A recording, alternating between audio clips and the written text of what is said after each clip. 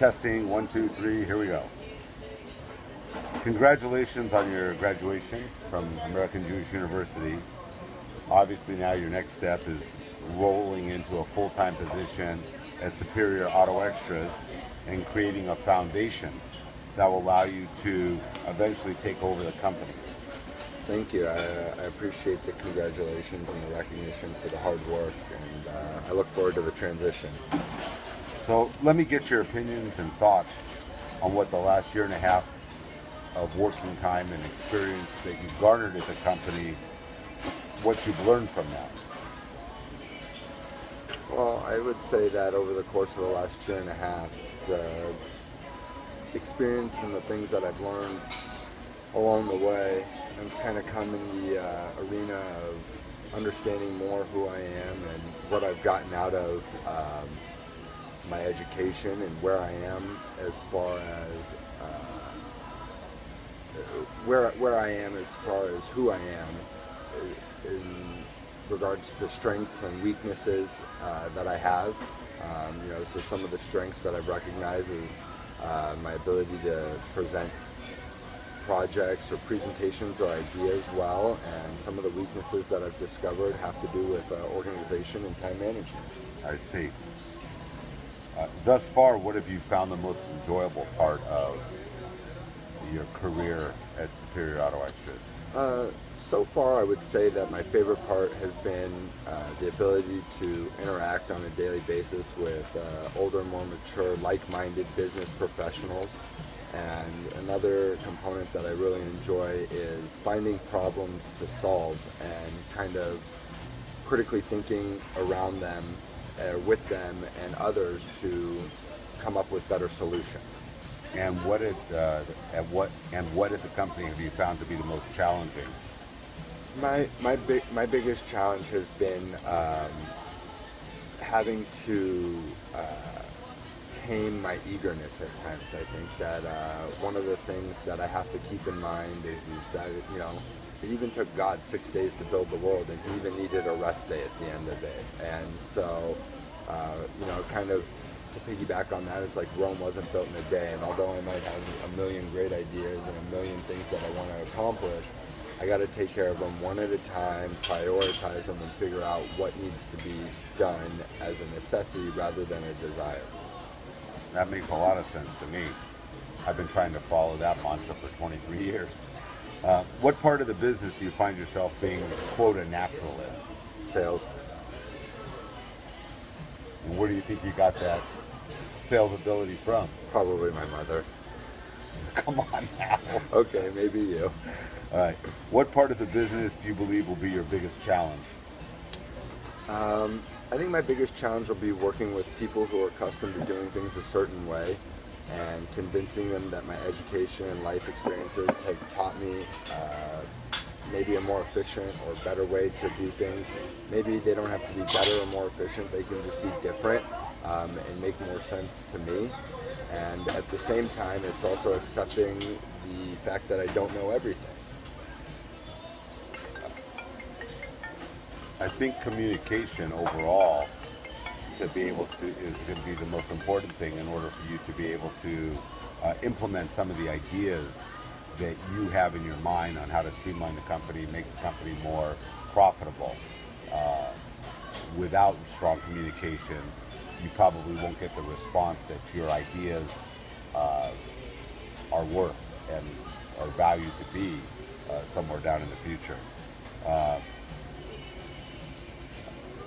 As the owner's son, how do you intend to go about garnering the respect of the employees so they realize what your place is in the company and they respond correctly?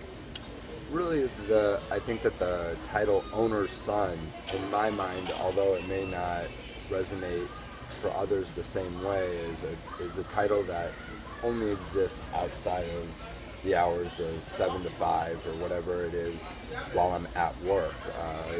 Truthfully, while I'm at work, it's work hard, treat others with respect, and have respect for the job, and make sure that I'm an equal to everybody else, and that they see that I don't play a card that they don't have access to. That makes perfect sense to me, and I think with that attitude, there'll be no doubt that the employees will respect you and follow your lead and direction.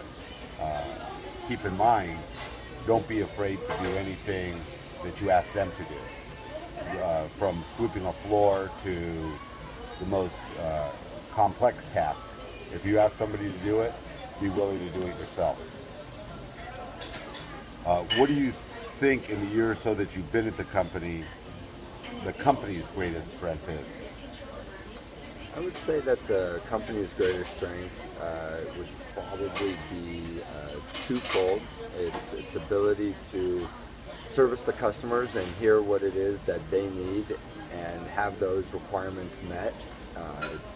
As a mostly service-oriented company, I find that making sure that the needs of the customers being fulfilled are the backbone in which we continue to maintain our success. I would say that secondly, our ability to make decisions and move laterally along different project lines based upon what we think should happen and what we have to make happen, and be flexible and not stuck or closed-minded to other ways, has allowed us to grow and be successful at the same time. And actually, thirdly, I will add that the loyalty of our employees and having long-term employees, most employees being there for over 8 to 10 years, has allowed us to create almost like a family that everybody works together and as a collective unit. That's something that we've tried very hard to do. And let's hope it continues. Alex, I've always been told have a 5-year plan, a 10-year plan, and so on and so forth when you run a company. To be candid and honest, I've never had a plan past tomorrow. So with that in mind, what do you envision the company's 5-year plan to be? Well, since this is really only a short interview and I can't share my 80-page plan with you, we can do that tomorrow. 80 pages? Well, after I walk down the aisle and get my diploma and take over your office, I'll share the 80-page plan with you. But in the meantime, generally speaking, I envision keeping it about 80% the same, maybe giving the other 20% a facelift. It's already very successful. Therefore, the job's only requirement would be to improve on things that may have been overlooked or need a fresh set of eyes and to improve on them. I see. What are the steps that you would implement to get that 20% done? First, you have to identify what it is. Second, I would say I have to accept the fact that there's room for improvement. And lastly, I would say come up with a plan and then follow through and execute it. Makes sense. Assuming that AJU and your professors provided you the stepping stones and foundation to eventually take over a company that has over 100 employees, what do you do to ensure the success of each and every one of our team members and grow the business at the same time? I say that I have kind of a natural leadership quality about myself, and so leadership and being a team player at the same time is crucial. I believe that leaders lead from the front, they don't bark orders and crack the whip from behind, and so being willing to do anything and everything that I would ask for my team or company to do to get there would be necessary. I've learned a lot of things over the past 4 years, most importantly, what my strengths are and where I need help, and when I need help, where to find it and how to ask for it. And so, therefore, working with quality people around me and collaborating as a collective unit, I think will allow for a formula to be factual for success. That's a plausible plan. Obviously, family businesses that go through transition periods over a period of time that allow a second generation to take over is tenuous. They're not always successful, but I have the utmost faith in you. What you've shown me thus far has given me the comfort to slowly turn the reins over to you So with that in mind, good luck, welcome aboard, and get to the office right after school. Thank you, sir.